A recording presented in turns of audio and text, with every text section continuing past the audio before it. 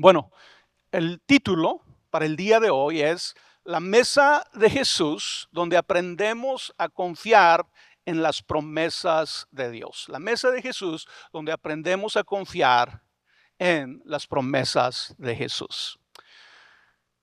Tú ya lo sabes, ¿verdad? Pero déjate recuerdo algunas cosas de la Santa Cena. Nuestra Santa Cena tiene su origen en la última cena de Jesús con sus discípulos, ¿verdad? Nosotros le llamamos Santa Cena, pero la primera vez que una Santa Cena sucedió fue en la última cena de Jesús con sus discípulos, la cual a su vez era la celebración de la Pascua del pueblo judío. Entonces es interesante que nosotros conectemos estas tres celebraciones, la Pascua judía, que era lo que Jesús estaba celebrando en la última cena, que después para nosotros se conforma en nuestra Santa Cena. ¿Sí? Esa es la conexión que no debemos de perder. Ahora, la primera Pascua del pueblo de Israel se celebró la noche en que Dios liberó a Israel de la esclavitud de Egipto. Esa es la primera vez que el pueblo de Israel celebró la Pascua. Esa noche, cada familia sacrificó un cordero perfecto, dice la Biblia, sin defecto, y aplicó su sangre, ¿sí?, en los postes y dinteles de sus casas como señal de protección, para que sus hijos primogénitos no murieran, ¿sí? Y lo que hizo cada familia es que obviamente sacrificó el cordero, lo asó, ¿sí?, y se lo comieron con panes sin levadura y hierbas amargas. ¿Sí? Esa es la primera Pascua. Lo comieron rápidamente, dice la Biblia, vestidos para viajar, con su cinturón ceñido, con sandalias puestas, con el bastón en su mano, anticipando que esa noche Dios cumpliría su promesa de liberarlos. Entonces, muy interesante tener en vista, tener en mente cómo sucedió esa primera Pascua. Aquí está cada familia, están comiendo, pero están comiendo rápido. Te puedes imaginar al padre de familia, ¿verdad? Listo con su bastón en su mano, con su cinturón, con sus sandalias. ¿Por qué? Porque esa cena para ellos era la preparación porque Dios los iba a liberar. ¿Sí? Dios iba a cumplir su promesa de liberarlos. Y de aquí yo pensé lo siguiente. Pensé que la manera en que los israelitas comieron aquella primera Pascua fue una declaración visible de su confianza en que Dios cumpliría sus promesas. ¿Alguna vez te han dejado, cómo decimos, vestido, cómo, vestido y alborotado? Alguna vez y todos, ¿no? A mí me dejaron vestido y alborotado. Ese era el riesgo, ¿verdad?, que estaban corriendo los judíos esa noche. Estaban celebrando la Pascua, habían matado el cordero, se lo habían comido y estaban listos para irse, para salir de Egipto. Pero obviamente si Dios no actuaba, si Dios no cumplía su promesa, ¿verdad?, se iban a quedar vestidos y alborotados. Pero aquí está el pueblo de Israel haciendo una declaración visible de que ellos confiaban en que Dios iba a cumplir sus promesas, de que Dios era fiel. ¿Y sabes qué? Ya no sabemos la historia, ¿verdad? Así sucedió. Dice la Escritura, ese mismo día el Señor sacó de Egipto a los israelitas, escuadrón por escuadrón o tribu por tribu. Dios cumplió su promesa. Pero es importante que nosotros conectemos la actitud que cada familia, que cada hombre, que cada mujer tuvo al comer esa primera Pascua. Y como dije ahorita, ¿verdad? Cuando Jesús está en la última cena, Él está celebrando la Pascua con sus discípulos. Y para cuando Jesús está celebrando la Pascua, el pueblo de Israel, o desde la primera Pascua ya habían pasado 1500 años. ¿Sí? Entonces el pueblo de Israel tenía siglos celebrando la Pascua. Y aquí está Jesús que probablemente celebró la Pascua todos los días de todos los años de su vida, aquí está en la última Pascua antes de que él muera. ¿Sí? Está con sus discípulos. Y obviamente después de tanto tiempo que había pasado, 1500 años, para ese entonces la celebración de la Pascua había evolucionado. ¿Sí? Y especialmente en lo siguiente, habían incorporado los judíos a la celebración o a la práctica a la celebración de la Pascua, la práctica de beber 4 copas de vino durante la cena. ¿Sí? Así como tú y yo podemos tener ciertas tradiciones, ¿verdad? De lo que comemos en Navidad, de lo que comemos el día de dar gracias. Bueno, los judíos habían evolucionado en cómo ellos celebraban la Pascua, cómo celebraban esa cena, y lo hacían tomando 4 copas de vino durante la cena. Ahora, no nomás lo tomaban por sí, porque sí, ¿verdad? Tenía una razón por qué ellos tomaban esas 4 copas de vino. Cada copa simbolizaba una promesa que Dios le había dado al pueblo de Israel antes de sacarlos del pueblo de Egipto. Entonces, cada copa representa una promesa que Dios le había dado al pueblo de Israel cuando todavía eran esclavos en Egipto. ¿Sí? Y vamos a ver las promesas que Dios le había hecho y de dónde ellos se basaron para tomar 4 copas de vino durante la Pascua. Dice el pasaje: yo soy el Señor, y yo os sacaré de debajo de las tareas pesadas de Egipto, y os libraré de su servidumbre, y os redimiré con brazo extendido y con juicios grandes. Y os tomaré por mi pueblo y seré vuestro Dios. Y vosotros sabréis que yo soy Jehová, vuestro Dios, que os sacó de debajo de las tareas pesadas de Egipto. ¿Sí? Entonces, en este pasaje, los judíos crearon esa tradición de tomar esas 4 copas, y cada copa representa una de las promesas que acabamos de leer. Y déjate las digo rápido. La primera copa representaba la liberación de la esclavitud. Dios les había dicho: yo os sacaré de debajo de las tareas pesadas de Egipto. ¿Sí? Así que cuando la familia se juntaba a celebrar la Pascua, y todavía lo hacen en la actualidad, al beber esa primera copa, estaban recordando, pero también estaban celebrando que Dios había cumplido su promesa de liberarlos físicamente de la esclavitud. Literalmente habían dejado de ser esclavos. Habían sido esclavos en Egipto, pero Dios cumplió su promesa y los liberó de la esclavitud física, de los trabajos pesados. Dios había cumplido su promesa. ¿Sí? Pero luego tenían la segunda copa. Y la segunda copa representaba la liberación de la opresión. ¿Sí? La promesa decía: yo os libraré de su servidumbre. Así que estas familias, al beber esta copa, recordaban y celebraban que Dios había cumplido su promesa de que no serían tratados como propiedad de Egipto.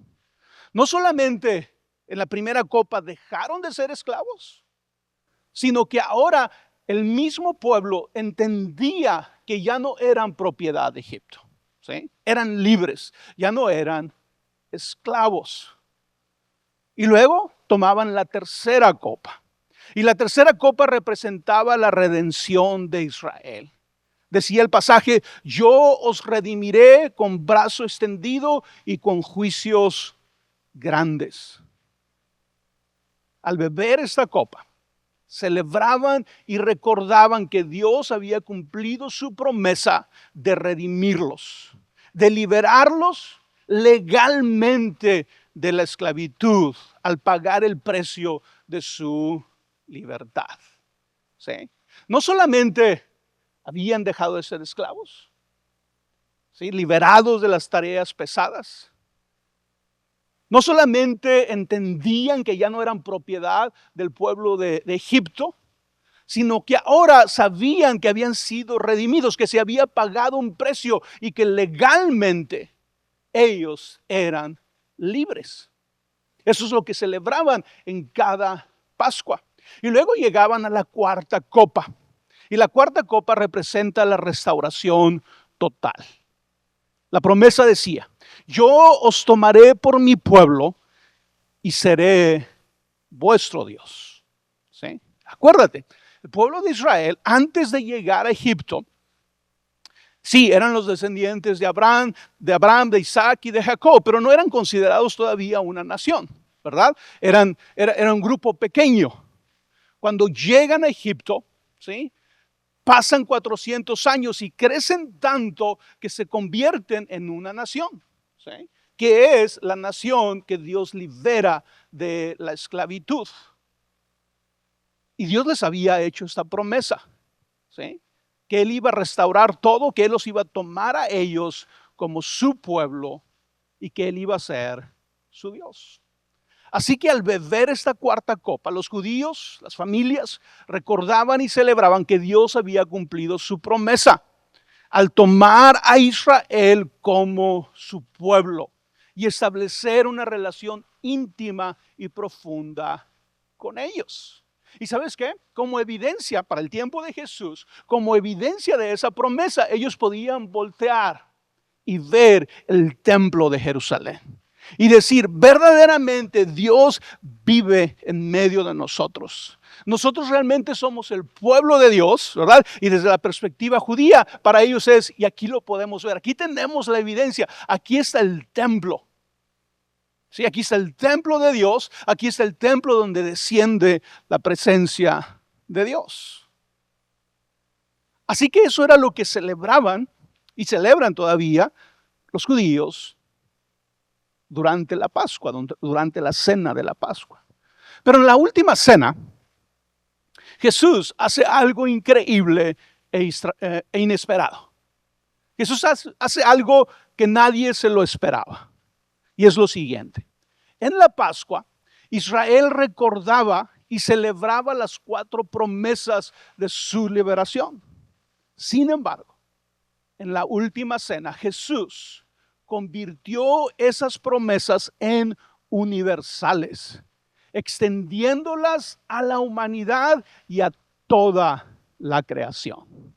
Por 1500 años, la Pascua estaba centrada y se enfocaba y declaraba verdades espirituales sobre el pueblo de Israel, sobre los judíos.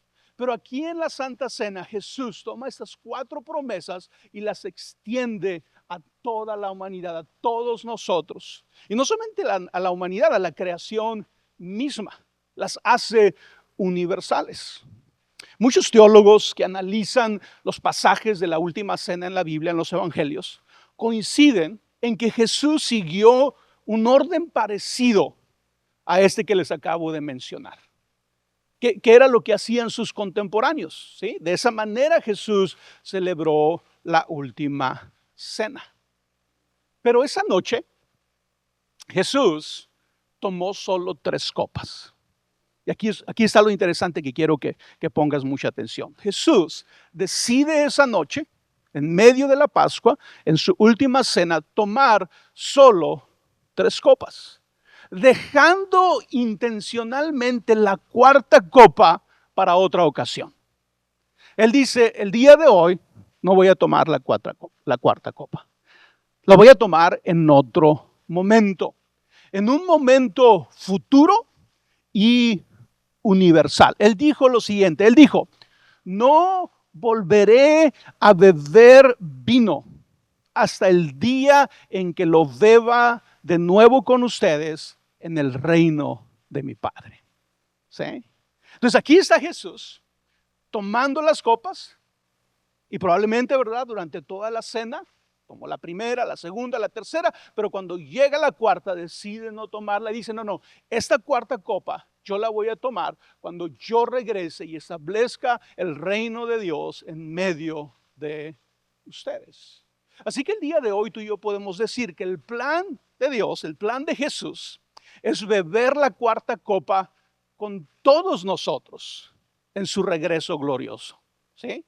cuando toda la creación sea renovada, cuando los seres humanos vivamos en comunión perfecta y eterna con Dios. Es cuando Jesús va a tomar esa cuarta copa con nosotros.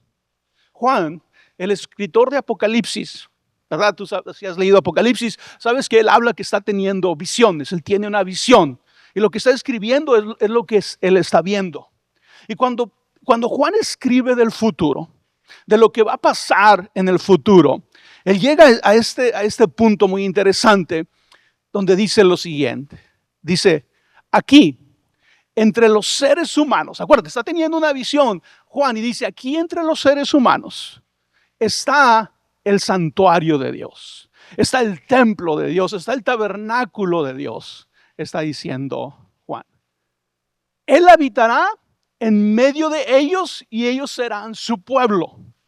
¿Sí? Pero ya no se trata solo del pueblo de Israel. Ya no se trata solamente de una nación. Ya no se trata, ¿verdad?, solo de un grupo de personas. Juan dice, entre los seres humanos, entre la humanidad, está el santuario de Dios. Él habitará en medio de ellos y ellos serán su pueblo. Dios mismo estará con ellos y será su Dios. Él enjugará toda la lágrima de los ojos. Ya no habrá muerte ni llanto, tampoco lamento ni dolor, porque las primeras cosas han dejado de existir. Y de hecho, antes de este pasaje, habla Juan de que él vio descender a un nuevo cielo, una nueva tierra, una ciudad santa, la nueva Jerusalén que venía de Dios. Y luego fíjate cómo termina el pasaje de Juan diciendo, el que estaba sentado en el trono dijo, yo hago nuevas todas las cosas. Y añadió, escribe, porque estas palabras son verdaderas y dignas de confianza. Wow. La cuarta copa está reservada para el futuro. Pero el hecho de que Jesús haya tomado las primeras tres copas nos revela que en su muerte y resurrección estas tres promesas, las primeras tres promesas, fueron cumplidas para toda la humanidad. Cada vez que tú y yo tomamos la Santa Cena, estamos viendo hacia el pasado, lo que Dios ya hizo por nosotros, pero al mismo momento estamos viendo hacia el futuro, lo que Dios va a hacer por nosotros. Esa cuarta copa está en el futuro. ¿Por qué? Porque es la copa de la restauración total. Y solo tiene sentido, ¿verdad? Desde la perspectiva de Jesús, que bebamos esa copa cuando Él regrese y todo sea restaurado. Qué importante, ¿verdad? Poder tener esa perspectiva. Pero sí tomó las primeras tres copas. Sí. Y yo creo que Jesús al beber esas tres copas, Él está diciendo, las primeras tres promesas ya se cumplieron. Se cumplieron en mi muerte y en mi resurrección. La cuarta se cumplirá cuando regrese. La cuarta se cumplirá cuando estemos todos juntos y yo pueda volver a beber el fruto de la vid, está diciendo Jesús. Así que déjame ver rapidito lo que significa para nosotros que esas primeras tres promesas, ¿verdad?, se hayan cumplido en la muerte y resurrección de Jesucristo. Pero para toda la humanidad, acuérdate que esa noche Jesús hace las promesas que originalmente se le habían dado al pueblo de Israel. Las hace universales, las hace para todo el mundo, para toda la creación. Así que en la última cena Jesús tomó la primera copa, ¿sí? La copa de la liberación de la esclavitud. ¿Por qué? Porque a través de su muerte y resurrección, tú y yo somos liberados de la esclavitud del pecado. En la Biblia, tú y yo vemos ese paralelismo, ¿sí? Tú y yo, al igual que los israelitas, éramos esclavos. Los israelitas eran esclavos de Faraón, nosotros éramos esclavos de Satanás, nosotros éramos esclavos del pecado, ¿sí? Y al Jesús morir y resucitar, Él nos ha liberado de la esclavitud del pecado. Y Jesús dice, esto ya está hecho. En mi muerte y mi resurrección, esto se ha cumplido. Si tú pones tu fe en Jesús, si tú le entregas tu vida a Jesús, tú eres libre del pecado. No eres ya un esclavo del pecado. También Jesús esa noche tomó la segunda copa, ¿sí? La de la liberación de opresión. ¿Por qué? Porque a través de su muerte y resurrección, tú y yo somos liberados de la opresión mental, emocional y espiritual que la esclavitud al pecado nos produce. Todos sabemos, porque todos hemos pecado, que el pecado nos hace daño, que el pecado nos avergüenza, que el pecado nos causa dolor, que el pecado nos causa problemas emocionales, mentales, espirituales. Pero en la muerte y resurrección de Jesús, tú y yo hemos sido liberados de esa opresión que viene a causa del pecado. ¿Sí? Y luego Jesús tomó la tercera copa. Y la tercera copa es la copa de la redención. ¿Por qué? Porque a través de su muerte y resurrección, Él pagó el precio de nuestra libertad, de nuestra salvación. Tú y yo somos verdaderamente salvos. No por algo que nosotros hayamos hecho. No porque nosotros hayamos pagado la deuda. ¿Por qué? Porque Jesús lo hizo, porque Él murió por nosotros, porque Él resucitó, porque Él pagó el precio de nuestra salvación. Y el paralelismo aquí es igual, ¿verdad? Cuando pensamos que en el pueblo de Israel. El pueblo de Israel no se liberó a sí mismo. ¿Sí? La liberación del pueblo de Israel no fue una revolución humana. Fue la mano de Dios obrando a favor de los judíos para que fueran libres. Lo mismo sucede con nosotros. Nosotros no nos salvamos a nosotros mismos. Jesús nos salva a nosotros a través de su muerte y resurrección. Él pagó el precio. ¿Sí? La redención, ¿verdad? En este contexto no solo es una acción liberadora, sino también es un acto legal.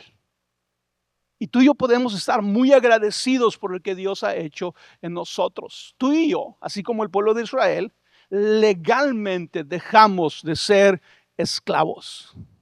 Dejamos de ser esclavos del enemigo, dejamos de ser esclavos del pecado para convertirnos en hijos de Dios.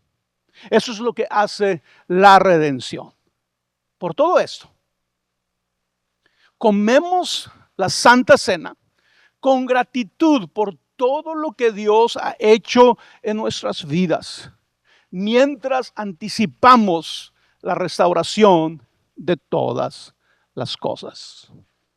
Voy a repetir esa frase, porque quiero que tengamos esto muy presente ahorita que comemos la Santa Cena.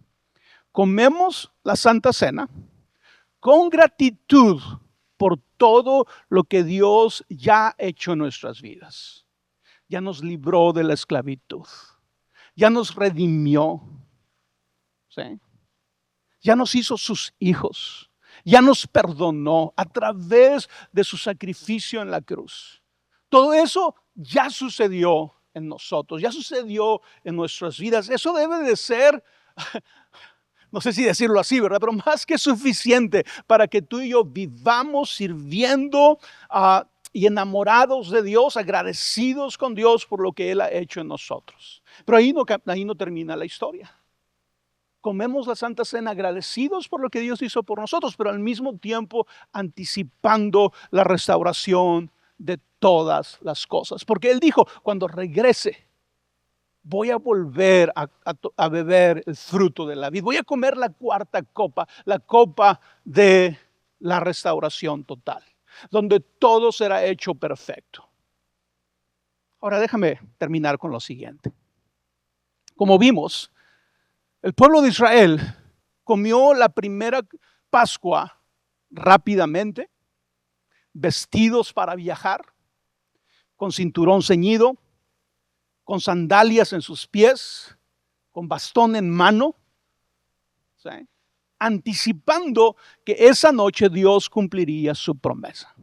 Quiero que pienses por un momento en la actitud del pueblo de Israel al celebrar la Pascua. Si ellos no le hubieran creído a Dios, si ellos no hubieran creído en las promesas de Dios, de que Él los iba a liberar esa noche, ¿por qué alistarte para viajar? ¿Sí? ¿Por qué estar listo para salir rápidamente esa noche de tu casa o del lugar donde vivías? Cuando ellos deciden obedecer a Dios y decir, así vamos a comer la Pascua, vamos a obedecer la palabra de Dios y lo vamos a hacer nosotros, vamos a sacrificar el cordero, vamos a marcar las puertas de nuestra casa para ser protegidos de la muerte, pero también vamos a estar listos para salir, porque esta noche Dios nos va a liberar. Se requiere fe. Se requiere realmente creer para tú alistarte para salir de viaje. Y eso es lo que el pueblo de Israel estaba haciendo. Estaban listos. Todos basado ¿en qué? En una promesa. Todo basado en la promesa de Dios. Esta noche los voy a liberar. Así que aquí estaban ellos listos para salir de viaje.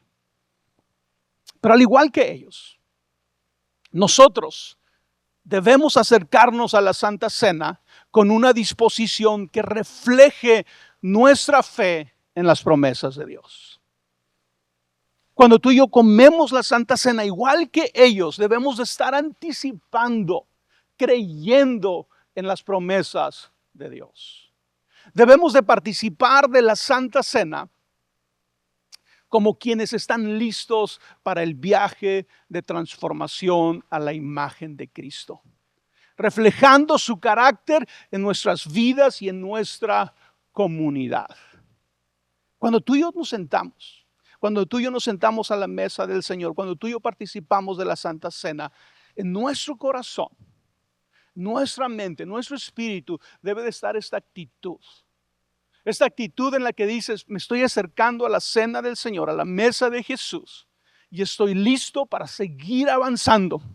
Estoy listo para seguir creciendo. Estoy listo para seguir siendo transformado.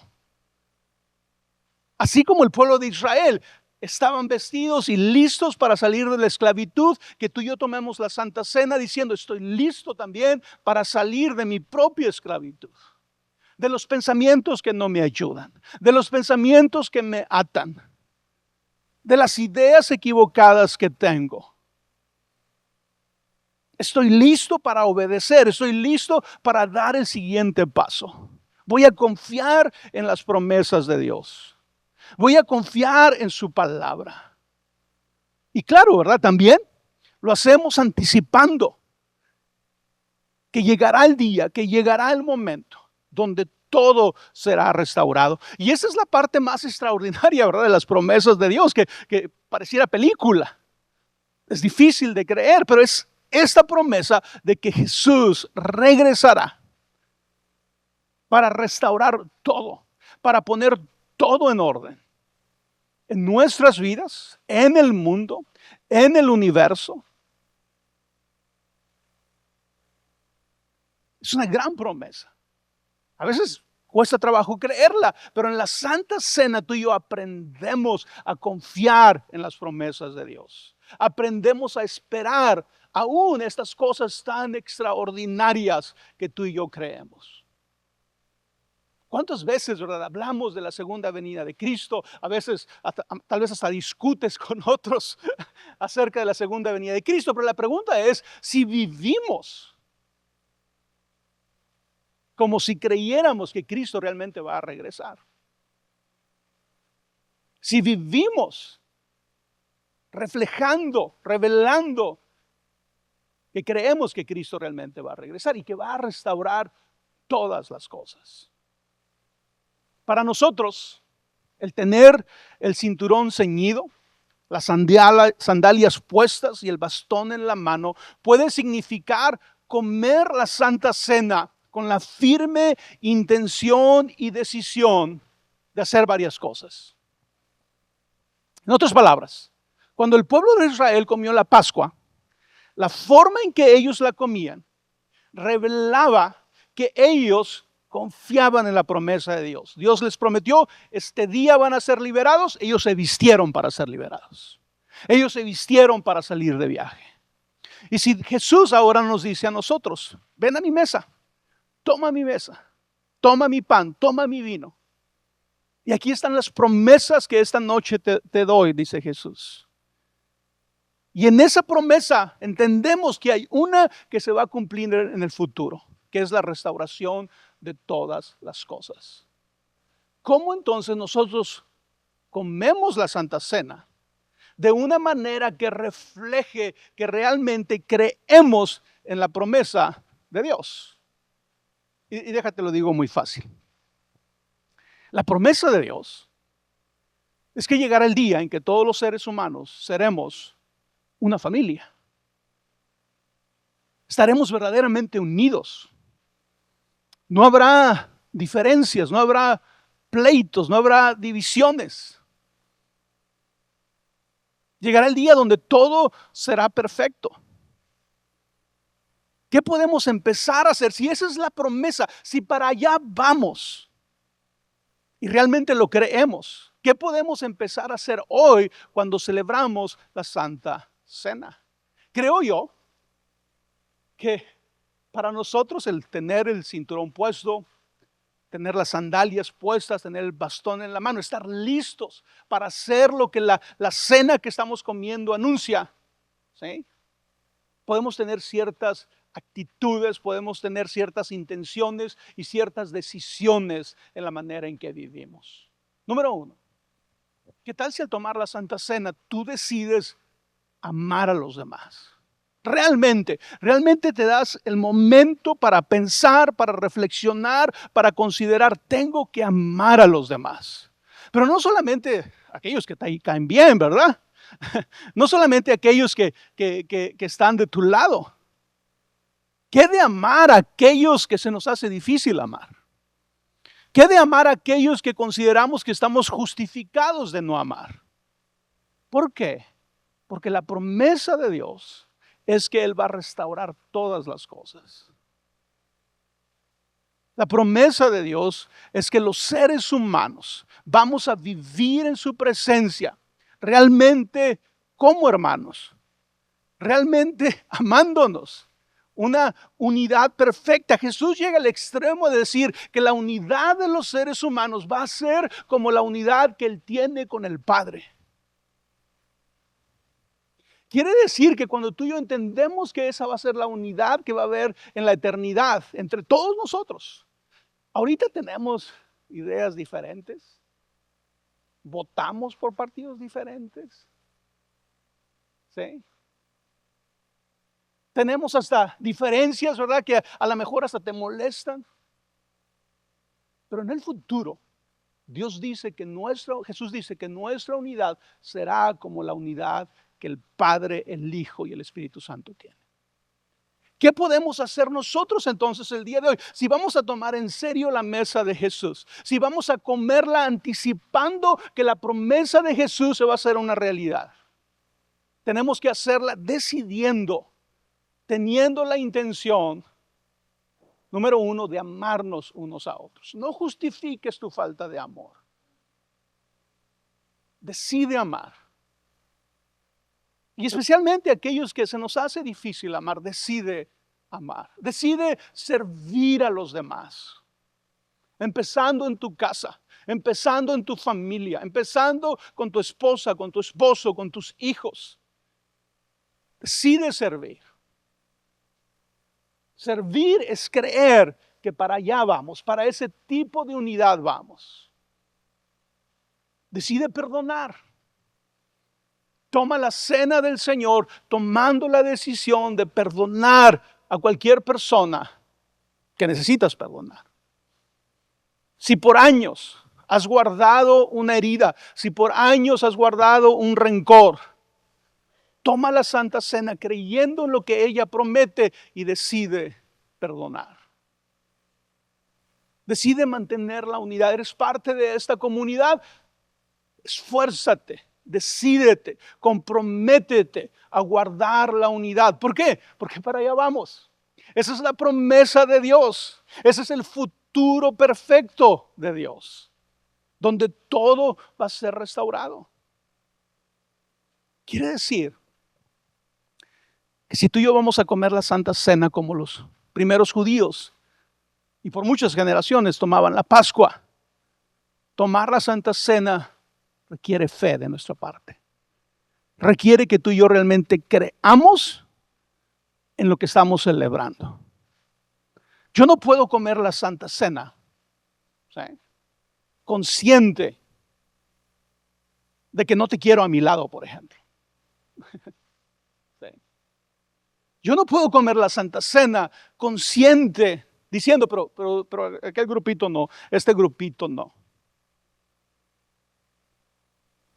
No es en este contexto que Jesús lo dijo, lo dijera más, ¿verdad? Pero Jesús simplemente dijo, si cuando vas al templo y llevas una ofrenda y te das cuenta que hay algo en tu corazón contra tu hermano, deja tu ofrenda ahí y ve y arregla las cosas con tu hermano. Eso es para dar una ofrenda. ¿Qué nos diría Jesús al hablar de la Santa Cena, de la mesa de Jesús? Nos diría lo mismo. Si vas a acercarte a la mesa, si vas a venir a la mesa, si vas a comer la mesa, pero tienes algo en tu corazón contra alguien, arréglalo. Perdona. Pide perdón. Quita esas divisiones de tu corazón. Quita esas diferencias de tu mente. Ama a los demás. Perdona. Cuida la unidad. ¿Por qué? Porque ese es nuestro destino, porque para allá vamos. Si tú y yo somos cristianos, si tú y yo hemos puesto nuestra fe en Jesús, esa es la historia que Jesús nos cuenta. Ese es el plan que Jesús nos revela. Ahora, tú tienes el derecho de decir, ¿sabes qué, Jesús? A mí no se me hace atractivo ese futuro. Pero si tú y yo somos cristianos y estamos diciendo, sí, ese futuro es el que yo quiero para la humanidad, es el que yo quiero para mí, tenemos que empezar desde hoy a anticipar ese futuro.